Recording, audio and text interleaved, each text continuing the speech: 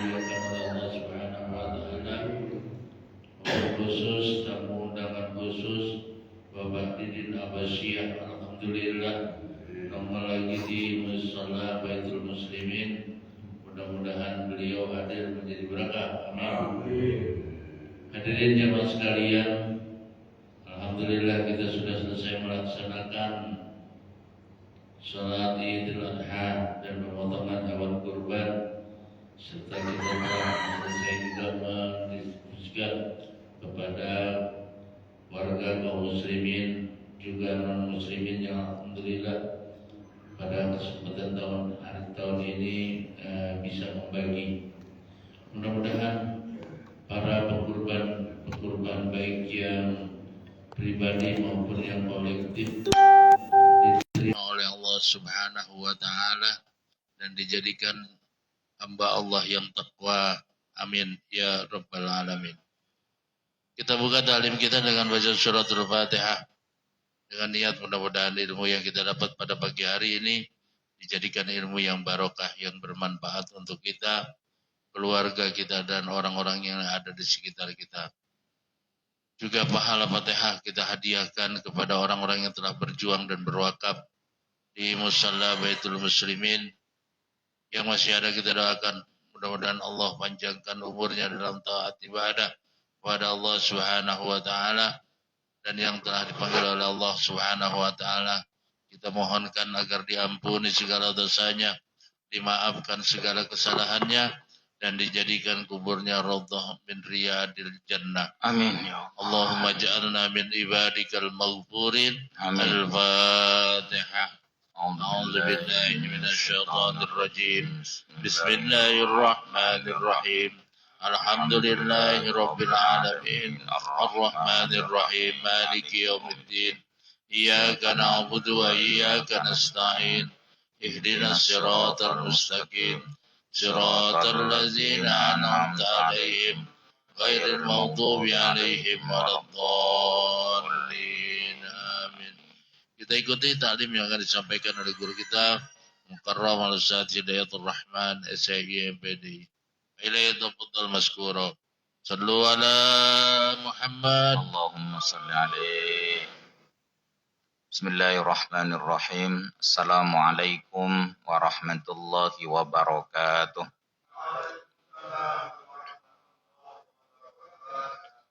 Alhamdulillah. Alhamdulillahilladzi farada alaina al-hajj. Asyhadu an la ilaha illallah wahdahu la syarika lah. Wa asyhadu anna Muhammadan abduhu wa rasuluhu la nabiyya ba'da. Allahumma salli wa sallim wa barik ala sayyidina Muhammadin wa ala alihi wa sahbihi wa man tabi'ahum bi ihsanin ila yaumiddin, amma ba'd. Yang sama-sama kita hormati Ketua DKM Musalla Baitul Muslimin sekaligus Ketua Dewan Masjid Indonesia Kelurahan Srengseng Sawah, Ustadz Abdul Razak, serta para pengurus, para tokoh masyarakat, Bapak Ibu, hadirin, hadirat, hamba-hamba Allah yang dirahmati Allah Subhanahu wa taala. Bapak Ibu sekalian, bagaimana kabarnya pagi ini? Baik. Hadirin hamba-hamba Allah yang dirahmati Allah Subhanahu wa taala. Inilah rumus kehidupan. Jika ada yang terbit, maka akan ada yang tenggelam. Betul tidak? Iya. Ketika matahari terbit, tenggelamlah purnama, ya kan? Ketika bulan yang terbit, maka tenggelamlah matahari. Begitulah hadirin. Ada yang tumbuh dan ada yang tumbang. Kira-kira begitu, ya kan? Ada pertemuan, maka akan ada perpisahan. Begitulah hidup kehidupan. Mumpung kita masih diberikan waktu untuk bersama anak dan istri kita, bersama orang-orang yang kita cintai, maka jadikan pertemuan itu saat-saat yang melahirkan kebaikan hingga ke negeri akhirat, hadirin. Hidup boleh berakhir, tapi amal kitalah yang akan tetap menyejarah sampai ke negeri akhirat insyaallah. Begitu hadirin. Halo, masih bersama saya? Iya. Nah, pada kesempatan pagi ini kita akan membahas satu peristiwa penting yang mengharu biru yang dialami oleh Rasulullah dan para sahabatnya. Di awal-awal perjumpaan Rasulullah dengan sahabatnya di kota Makkah, yang hanya sedikit saat itu, ada kebahagiaan yang luar biasa. Demikian pula ketika Rasulullah hijrah ke kota Madinah, disambut oleh penduduk Madinah dengan penuh sukacita, dengan kebahagiaan yang tiada tara. Tapi setelah 10 tahun sudah Rasulullah tinggal di kota Madinah, maka Allah telah menetapkan rumus kehidupan ini. Apa? Rasulullah harus berpisah dengan sahabat-sahabat yang dicintainya. Masya Allah. Perpisahan itu hadirin ditandai dari satu peristiwa penting juga, itu yang disebut dengan Haji Wada. Pak hadirin, wada itu artinya perpisahan, haji perpisahan. Dan Rasulullah sepanjang hidupnya ya berpuasa hanya 9 kali dan naik haji hanya sekali. Itulah haji pertama dan haji terakhir. Haji wada.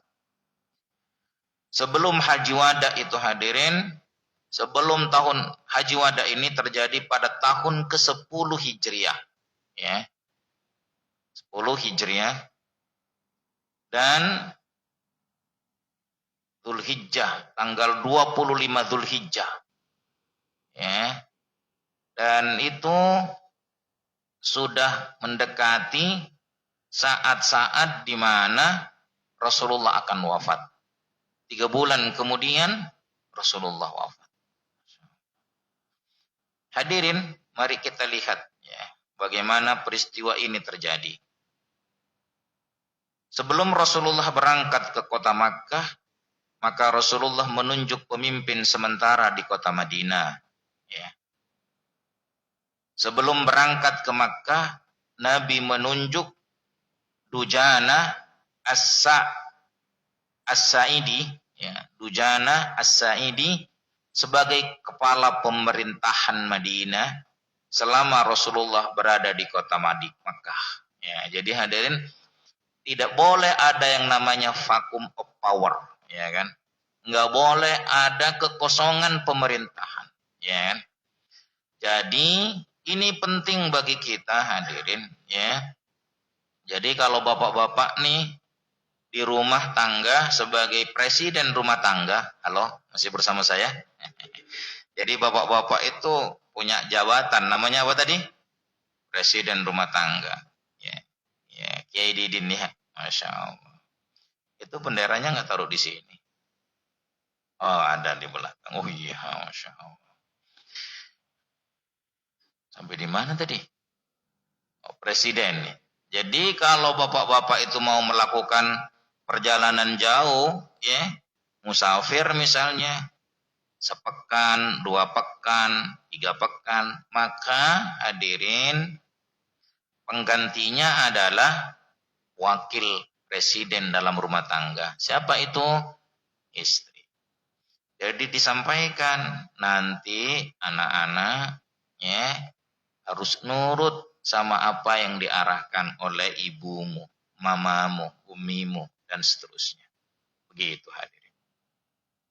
Nah Rasulullah pun juga begitu. Ya, sebelum berangkat ke kota Madinah, berangkat ke kota Makkah untuk menunaikan ibadah haji yang terakhir. Ya, namanya haji apa hadirin? Wada. Wada artinya apa? Perpisahan. Ya. Maka Rasulullah menunjuk salah seorang sahabatnya namanya Dujana As-Sa'idi. Semua istri Rasulullah ikut berangkat bersama Rasulullah. Ya.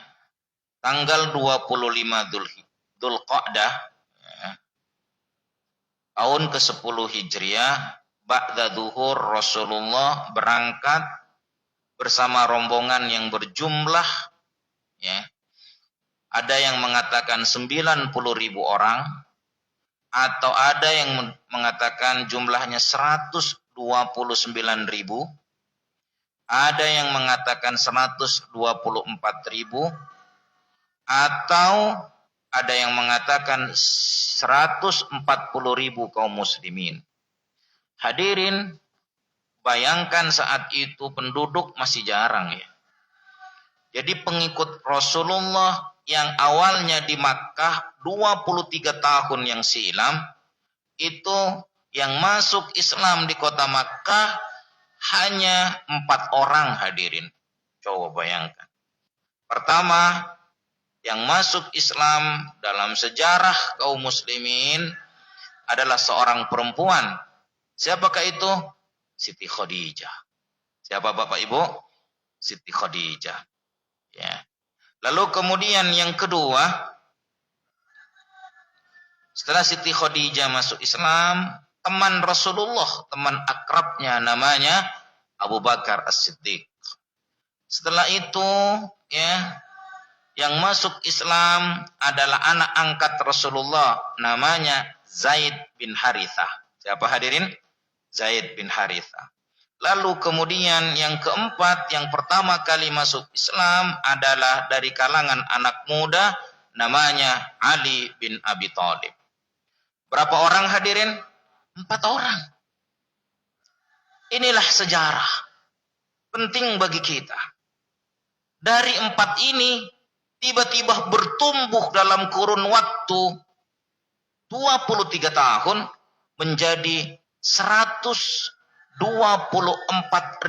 Sebagian ada yang mengatakan 125.000 kaum muslimin. Berapa pertumbuhannya itu hadirin? Dahsyat nggak kira-kira? Dahsyat.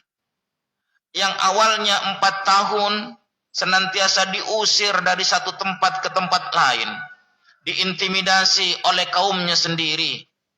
Tapi ketika hati mereka tercerahkan dengan cahaya Al-Quran, ketika pikiran-pikiran mereka tercerahkan dengan kebenaran Al-Quran, akhlak mulia, akhlak mereka menjadi mulia dengan bimbingan Allah dan Rasulnya lewat cahaya Al-Quran, maka orang yang awalnya sedikit tiba-tiba memancarkan cahaya kebaikan ke kota Makkah, ke kota Madinah, dan kepada jasirah-jasirah Arab saat itu hadirin. Sampai kemudian pertumbuhannya mencapai 1.250, ya. Ada yang mengatakan ini ada perbedaan ya, tapi tidak masalah di sini. Ada sekitar 1.400, yang banyak disebut 1.250.000 orang, Pak. Masya Allah. Itu pertumbuhan yang luar biasa. Jadi hadirin, siapa yang terus bergerak dalam kebaikan, cepat atau lambat, kebenaran itu akan menjadi mayoritas. Gitu hadirin. Wa qul ja'al haqq wa zahaqal batil, innal batila kana zahuqa. Apabila kebenaran sudah datang, maka akan hancur kebatilan.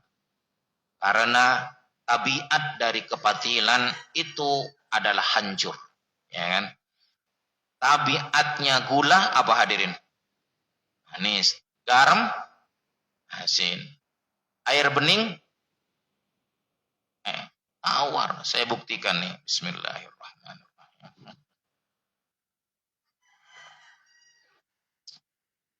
Begitulah tabiat kebenaran itu seperti cahaya. Cahaya itu adalah energi hadirin. Dan tabiat kebatilan itu seperti kegelapan. Kegelapan itu lemah, nggak memiliki kekuatan.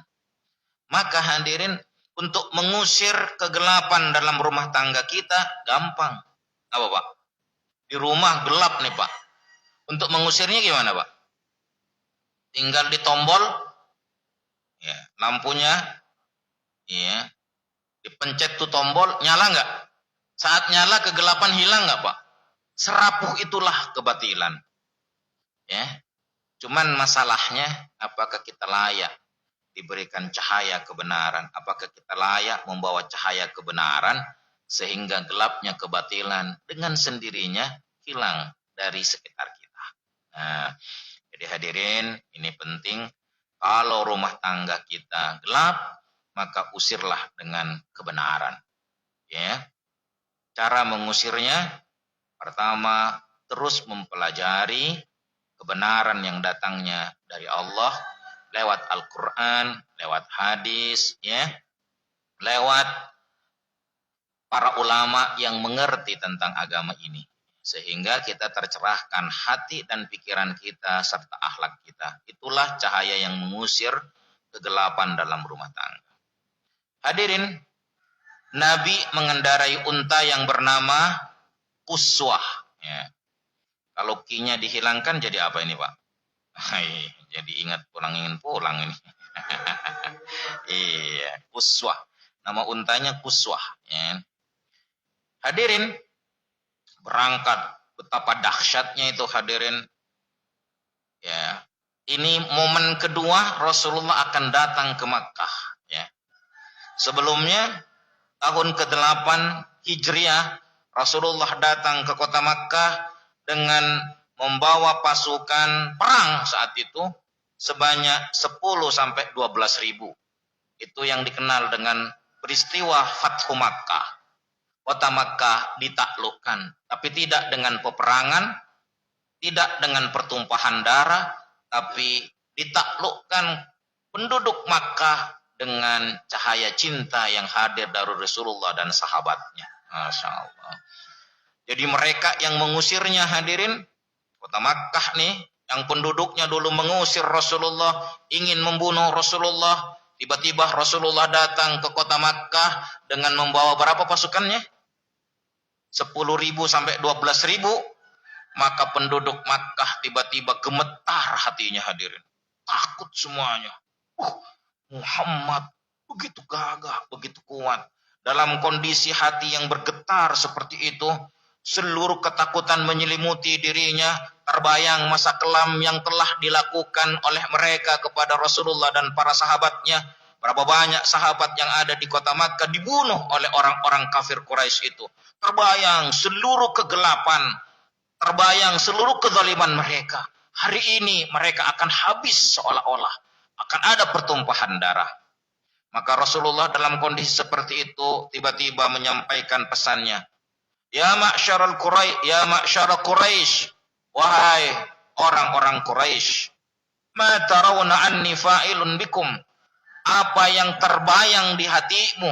Apa yang terbayang di pikiranmu? Saya membawa pasukan sebanyak ini, kira-kira aku akan melakukan apa kepada kalian? Kira-kira Pak, penduduk Makkah gimana tuh mendengar itu Pak? Waduh. Dan apa hadirin yang terjadi? Yang dahulu orang ini galak, ya, ganas, ya, kepada Rasulullah.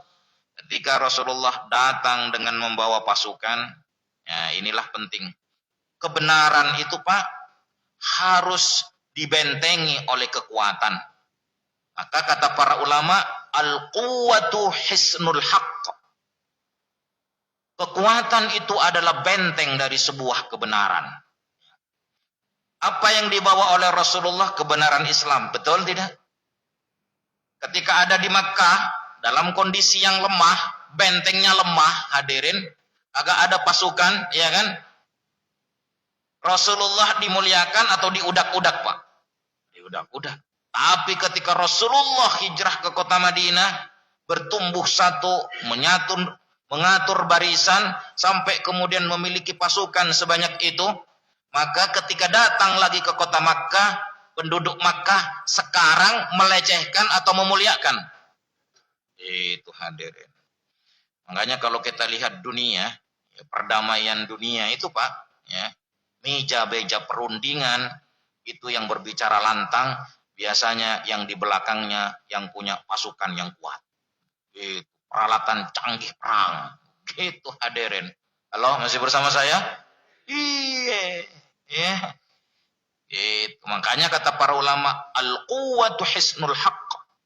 Kekuatan itu adalah benteng pertahanan dari sebuah kebenaran. Saya seringkali memberikan contoh nih hadirin. Nih contoh nih. Anak kecil nih, ya seusia Ibad lah kira-kira begitu. Ya kan? Pas 2 SD Pak. Ya. Ketemu sama orang. Ngikernya ada kopinya ya, Insya Allah. Ya. Udah jadi nggak fokus nih. Nih anak kecil nih, anak kecil. Terus ada yang mabok. Bang, berhenti bang. Sholat. Ya. Yang mabok ada 10 Pak. Ya, kayak botol. Anak kecil sekecil Ibad lewat gitu kan. Bang, berhenti. Sholat. Bener nggak ucapan anak itu bang? Kira-kira tapi anak kecilnya satu. Kira-kira diapain tuh Pak? Ditabok. Kira-kira. Lu tahu apa lu Tong? Nah, tapi sekarang keesokan harinya yang datang bukan anak kecil. Ya kan? Ini ada tentara mau berangkat kerja. Tapi sholat dulu ya kan di masjid. Udah pakai busana lengkap. Ketemu sama 10 orang nyekek botol. Berhenti nggak? Ditodongin tuh pistol. Berhenti nggak nyekeknya? Sholat. Sholat nggak kira-kira Pak? Perkataan bapak tentara sama anak kecil itu sama nggak? Perkataannya sama nggak? Sama. Tapi responnya beda nggak? Apa yang membedakannya? Kekuatan. Anak kecil nyuruh. Sholat bang. Mabok aja. Dikaepret sama premannya. Kira-kira begitu ya. Tapi kalau tentara yang ngomong begitu. Sholat kagak? Nih. Berhenti nggak? Berhenti nggak kira-kira Pak? Berhenti. Sholat nggak kira-kira Pak? Siapa? Sholat Pak. Oh, ini sama dengan Rasulullah sebelum Hatu Makkah, sebelum Haji Wada ini Pak, 2 tahun sebelumnya terjadi yang namanya peristiwa penaklukan kota Makkah. Rasulullah membawa pasukan sebanyak 10 sampai 12 ribu dan kemudian berkhutbah di Masjidil Haram. Ya ma'syara Quraisy, ma tarawna anni fa'ilun bikum. Wahai orang-orang Quraisy, apa yang terlintas di pikiranmu dengan saya membawa pasukan sebanyak ini? Apa yang akan aku lakukan kepada kalian? Dalam keadaan gemetar mereka menjawab, Anta ya Muhammad akhun karim wa banu akhin karim. Engkau wahai Nabi Muhammad adalah saudara kami yang mulia, anak dari saudara kami yang mulia. Oh, kalau sukses di aku Pak. Dulu kemana? Sekarang saudara, dulu musuh. Gitu hadirin. Itu tabiat manusia. Giliran sukses, gue temen lu loh. Lu kan dulu pernah gua takdirin ya kan. Kirain masuk ke KPK di Karangkeng ya kan. Masya Allah. Agak kenal gue. Kira-kira begitu hadirin. Baik. Setelah seperti itu hadirin, Rasulullah langsung kemudian, Al-yawm antumut tulaqa. Hari ini kalian saya bebaskan. Gitu. Kalian merdeka. Siapa yang masuk ke Masjidil Haram? Bebas. Siapa yang masuk ke rumahnya masing-masing? Bebas. Siapa yang masuk ke rumahnya Abu Sufyan? Bebas. Dan karena mereka terbebas dari tekanan hadirin, ternyata Rasulullah datang bukan untuk menumpahkan darah, tapi untuk menumbuhkan benih-benih cinta di hati mereka atas kebenaran. Maka tiba-tiba mereka dengan izin Allah berbondong-bondong masuk Islam. Wa ra'aitan nasa yadkhuluna fi dinillahi afwaja. Mereka berbondong-bondong masuk Islam. Begitu hadirin perjuangan Rasulullah. Coba kalau bapak-bapak dulu pernah diudak-udak, sekarang kuat bawa pasukan. Kira-kira orang yang dulu pernah ngudak-ngudak diapain Pak? Wih, habisin bos, kira-kira begitu.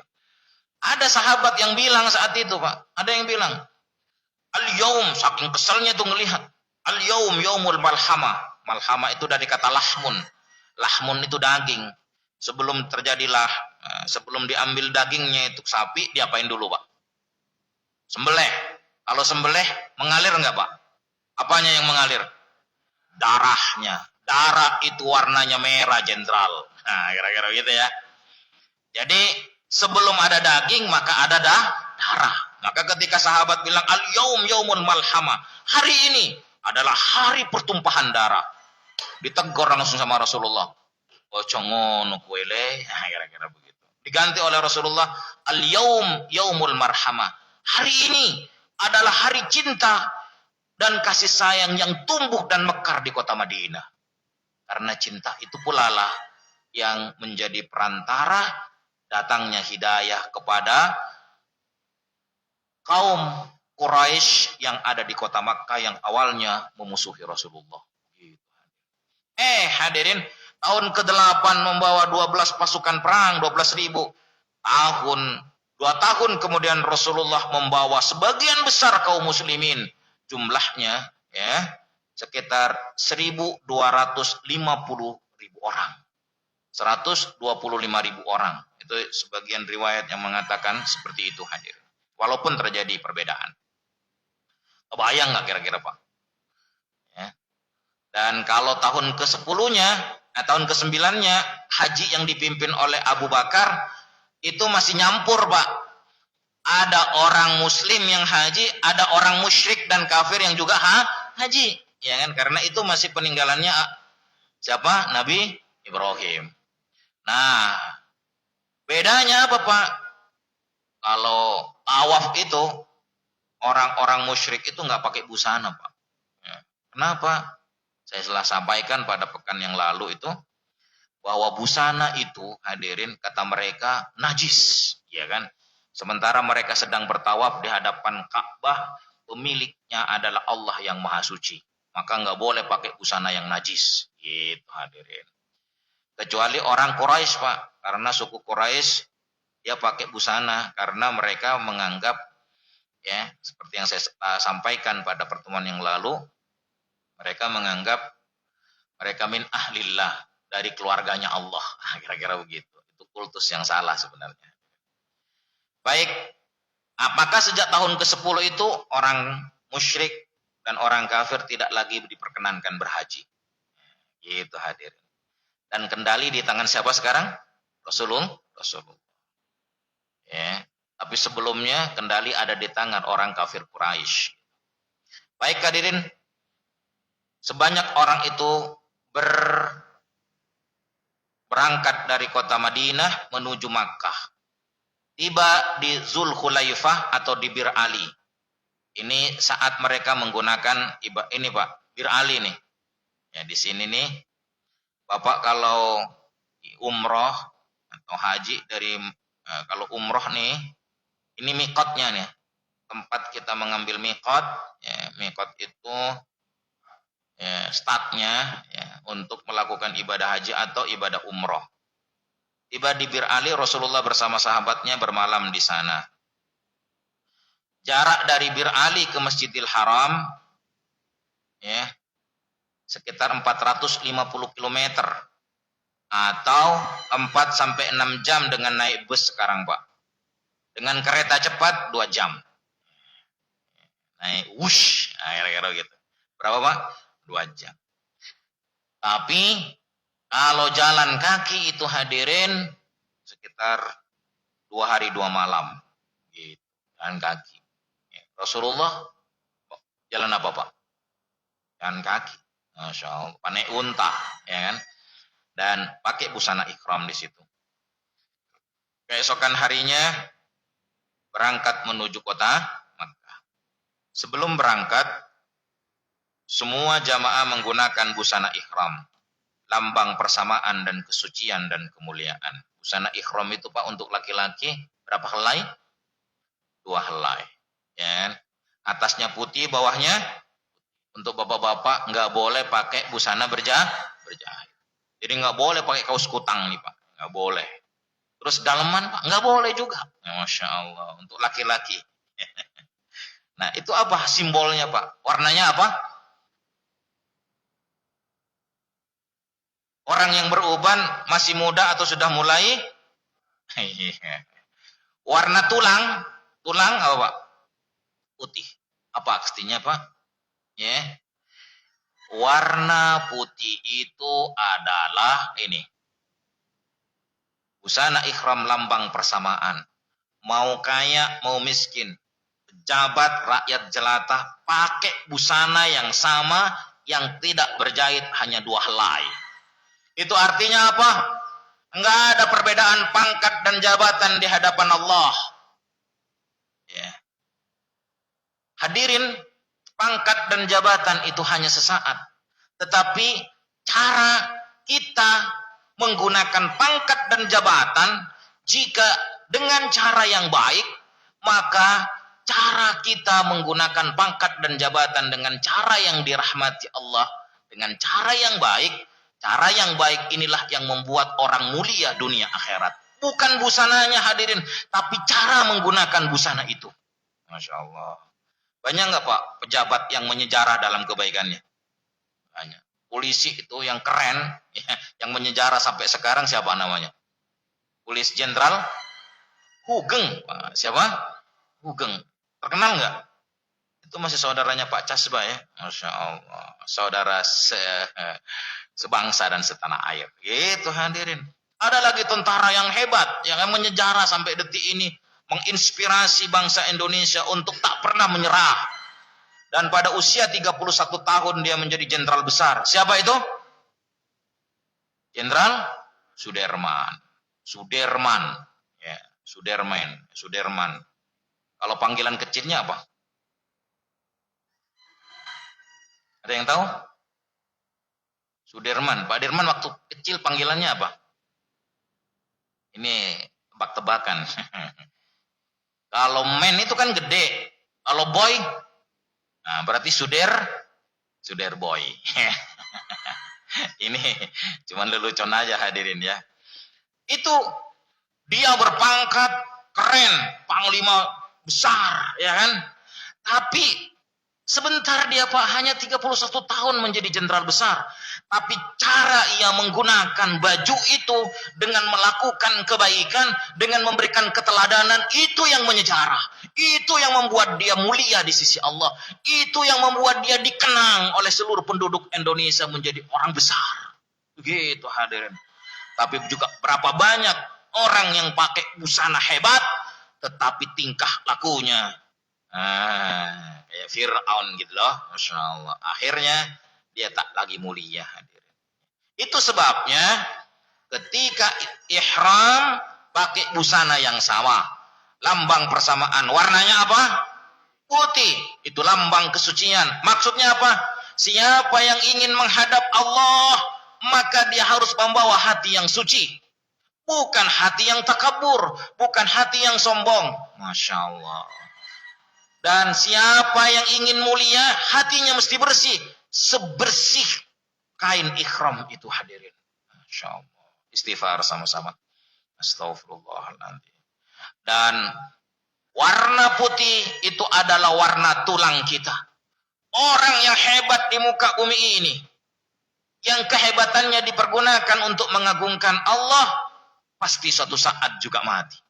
Orang yang hebat, yang kehebatannya hanya dipergunakan untuk mengumbar hawa nafsunya, ya kan? Melahirkan kezaliman demi kezaliman, saatnya nanti juga akan mati. Orang baik mati, orang jahat mati.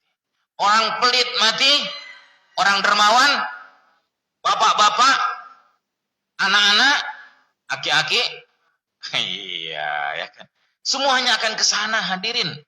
Tapi ingat, busana ikhram. Siapa yang ingin menjadi tamu Allah, maka dia harus pakai busana ikhram. Artinya apa?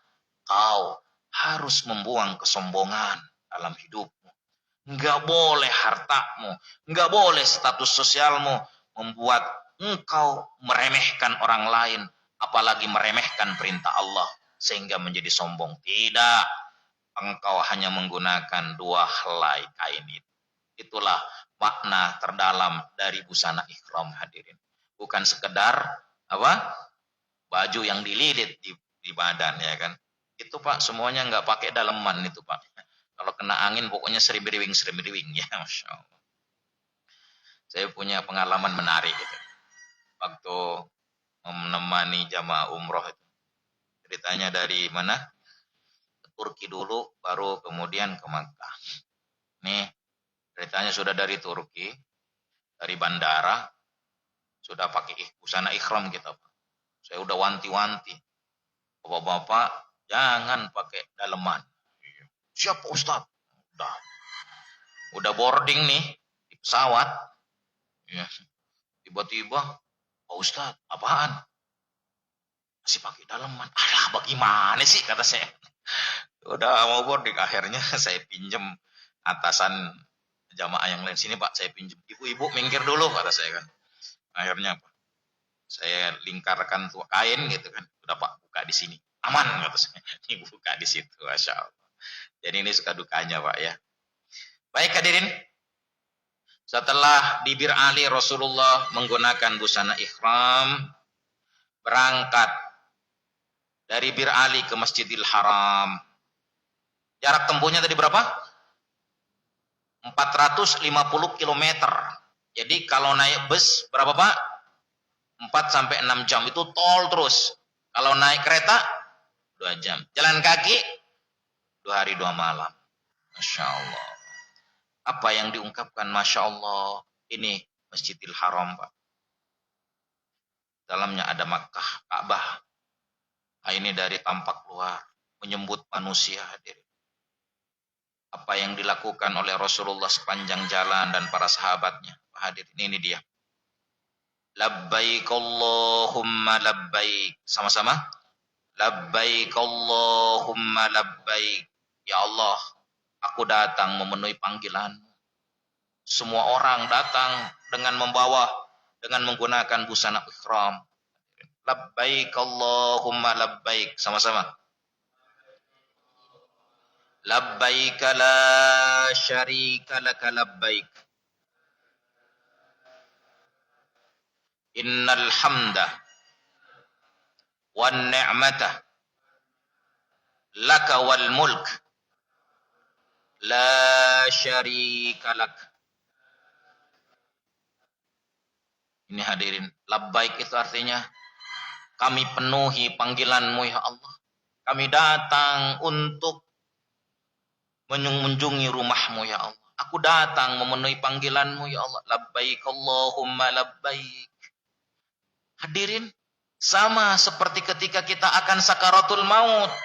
Aku datang ya Allah untuk memenuhi titah-Mu ya Rahman. Maka saat sakaratul maut tiba, hanya orang-orang yang hatinya bersih yang akan disambut oleh Allah dengan sambutan cinta dan kasih sayangnya. Mudah-mudahan kita termasuk di dalamnya. Hanya hati yang bersih. Illa man atallaha biqalbin salim. Orang yang selamat dari sakaratul maut. Orang yang selamat di alam kubur. Orang yang selamat nanti berjumpaannya di akhirat dengan Allah. Lewat pintu kematian adalah orang-orang yang hatinya selamat. Hatinya putih seperti kain ihram itu hadirin. Masya Allah. Makanya dari perjalanan ini Pak, dia sebut labbaik Allahumma labbaik. Ya Allah, aku datang memenuhi panggilan-Mu. Labbaik la syarika laka labbaik. Ya Allah, tidak ada sekutu bagimu. Kami datang memenuhi panggilan-Mu yang Maha Esa. Engkau zat yang Maha Esa yang tidak ada sekutu bagimu ya Allah. Aku datang memenuhi panggilan-Mu. Lalu kemudian kita mendeklarasikan, innal hamda, sesungguhnya seluruh pujian ya Allah. Wan ni'mata, dan seluruh kenikmatan di alam semesta raya. Nikmatnya melihat, nikmatnya bisa bicara, nikmatnya bisa makan sate. Masya Allah. Halo, masih bersama saya? Emang udah nyate belum nih? Cuman saya agak ragu nih. Biar kata nyate, emang masih kuat ngunyahnya? Ya kalau Bang Didin mah kuat ya kan? Halo? Ya nggak tahu Pak Haji Casbah ya kan? Kuat nggak ngunyahnya itu masih? Kuat Pak Ustadz, ditumbuk dulu ya Masya Allah. Nih hadirin, innal hamda wan ni'mata, sesungguhnya seluruh pujian ya Allah, seluruh nikmat yang ada di semesta raya ini yang Engkau berikan kepada kami, nikmat penglihatan, nikmat bisa bernafas, nikmat bisa mendengar, nikmat bisa berjalan, nikmat bisa memenuhi panggilan-Mu hari ini ya Allah untuk ibadah haji. Nikmat memenuhi panggilan-Mu untuk sholat berjamaah di musalla ini. Ini nikmat ya Allah. Masya Allah. Apa? Lak, milik-Mu ya Allah. Wal mulk, Dan seluruh kekuasaan di semesta raya ini, ya Allah, adalah milik-Mu pula, ya Allah. Enggak ada sesungguhnya yang berkuasa di muka bumi ini kecuali Engkau, ya Allah. Ini Pak makna. Innal hamda wan ni'mata lak wal mulka. Seluruh kekuasaan di muka bumi ini milik-Mu, ya Allah. La syarika lak. Dan tidak ada sekutu bagimu. Hadirin, jika ada orang yang berkuasa, tiba-tiba nyawanya diambil oleh Allah, masih berkuasa nggak Pak? Ya Allah, istighfar sama-sama. Sehebat apapun orang di muka bumi ini, jika Allah yang maha berkuasa di muka bumi ini, tiba-tiba menakdirkan nyawanya harus berpisah dengan jasadnya, orang itu masih berkuasa nggak? Makanya ojo mentang-mentang hadirin, ya kan? Ya. Ada saatnya naik, tapi juga ada saatnya turun. Sama nih saya nih sekarang. Ada saatnya naik ke mimbar untuk ceramah, emang akan terus selamanya begini Pak? Agak, mesti apa? Turun. Ini buktinya jamaah udah ngeliat jam nih Ustaz. Udah mau jam 6 Pak Ustaz. Masya Allah. Konsumsi udah siap di luar. Halo? Udah siap belum sih? Oh ya udah siap ya, Masya Allah. Ayo Pak baca sekali lagi ya. Jadi seluruh kekuasaan milik siapa Pak? Nggak ada yang bisa menandinginya. Maka orang yang sok hebat dengan titipan Allah, dengan kekuasaan yang dimilikinya, dia lupa sama Allah. Maka kata para ulama, dia sedang berada pada puncak kebodohannya. Astaghfirullah. Istighfar. Astaghfirullahaladzim. Istighfar. Astaghfirullah. Ikutin saya ya. Labbaik Allahumma labbaik. Sama-sama. Labbaik la syarika laka labbaik. Innal hamda wan ni'mata laka wal mulk la syarika lak. Bayangkan Pak, 1.250.000 orang kemudian bersama-sama mengucapkan itu. Bergema langit Makkah, bergema langit Madinah dengan teriakan itu. Labbaik Allahumma labbaik, labbaik la syarika laka labbaik, innal hamda wan ni'mata lak wal mulk la syarika lak. Ya Allah, aku tidak memiliki apa-apa ya Allah. Aku datang menjumpaimu ya Allah. Aku datang memenuhi panggilanmu. Hamba tidak memiliki apa-apa ya Allah. Kami semuanya bisa berkuasa seperti ini. Kuasa untuk berbicara. Kuasa untuk berjalan. Karena Engkau memberikan nikmat kepada hamba ya Allah. Hamba sedang membentangkan karpet kesadaran pada jiwa kami ya Allah. Begitu hadirin. Makanya kalau bapak-bapak lagi seger, jangan bentak-bentak tuh bini. Ya, halo, masih bersama saya? Sebab kalau sakit siapa yang ngerawat? Istri. Nggak mungkin orang lain, betul tidak? Makanya kalau duitnya banyak, jangan pelit sama bini. Halo? Udah kasih aja semuanya. Kasih semuanya. Gak bisa ngopi Pak Ustadz. Selanjutnya hadirin, ini dia panggilan suci. Sepanjang perjalanan dari Bir Ali ke Masjidil Haram, jamaah terus membaca talbiyah. Itu talbiyah itu labbaika Allahumma labbaik. Terus seruan suci itu memenuhi gurun dan lembah, berkemah ke tempat yang jauh. Masya Allah. Gurun pasir, gunung-gunung, hadirin menyaksikan itu. Dalam tafsir Sofatut Tafasir, wa yashkurul muti' wa yuthni alaih. Tanah, bumi, ini kalau ada orang yang taat kepada Allah, mereka bersyukur. Dan kemudian memuji orang yang memuji Allah itu hadir.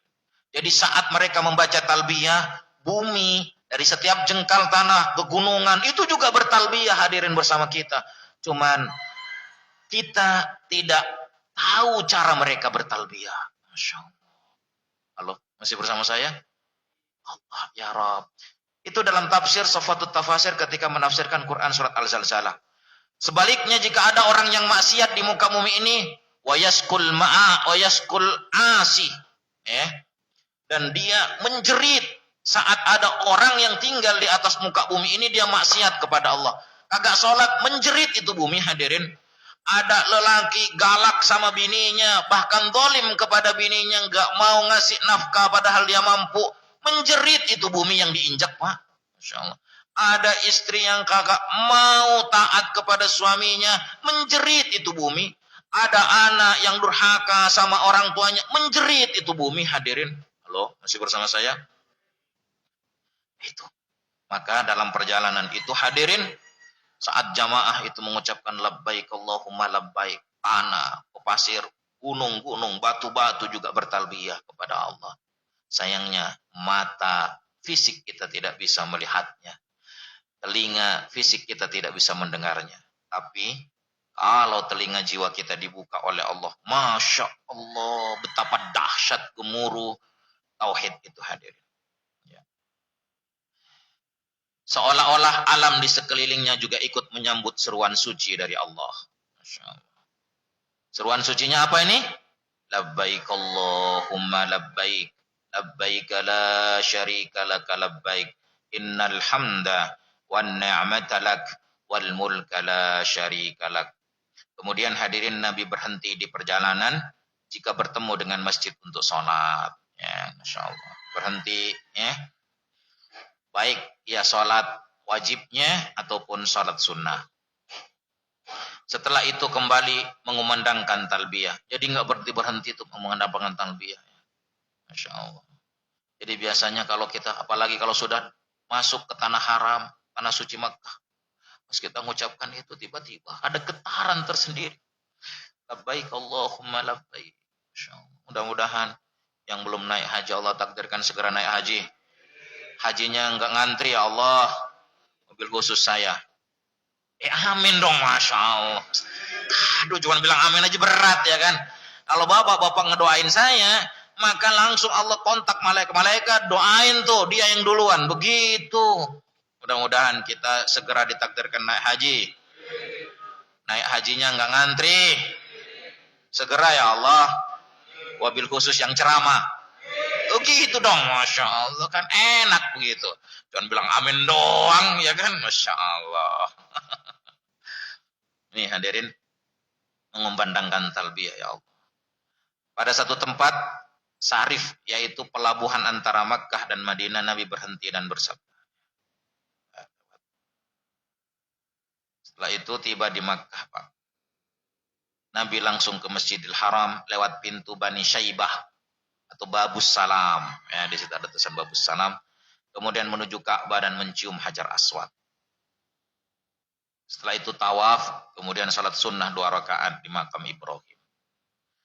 Hadirin hamba-hamba Allah yang dirahmati Allah. Setelah itu sa'i, ya, dari Bukit Sofa ke Marwah sebanyak 7 kali putaran, 7 kali bolak-baliknya. Awalnya para sahabat ragu melaksanakan perintah Nabi. Ya, setelah dijelaskan barulah para sahabat yakin untuk melaksanakan apa yang diperintahkan Nabi. Jadi hadirin, ini tentang berkorban. Ya, butuh proses untuk menjadikan kata jadi kerja.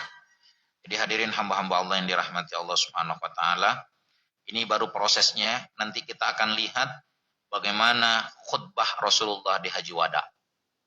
Bagaimana Rasulullah meluapkan cintanya kepada para sahabatnya, menunjukkan cintanya kepada Allah.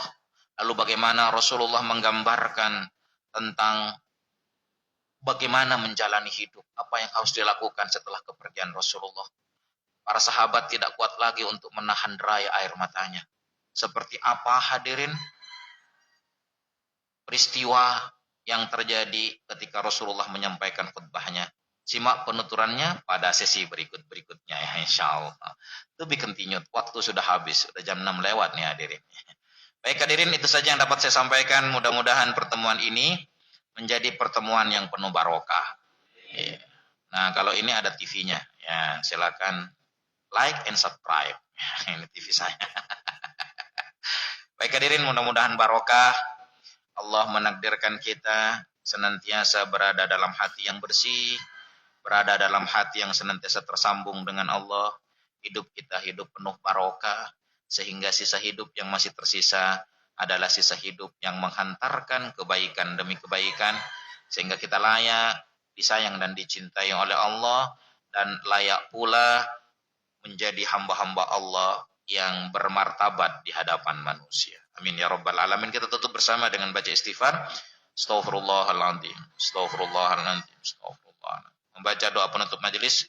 Subhanakallahumma wa bihamdika asyhadu an la ilaha illa anta astaghfiruka wa atubu ilaik. Terima kasih atas kebersamaannya. Mohon maaf atas segala kekurangan. Hadanallahu wa iyyakum ajmain. Assalamualaikum warahmatullahi wabarakatuh.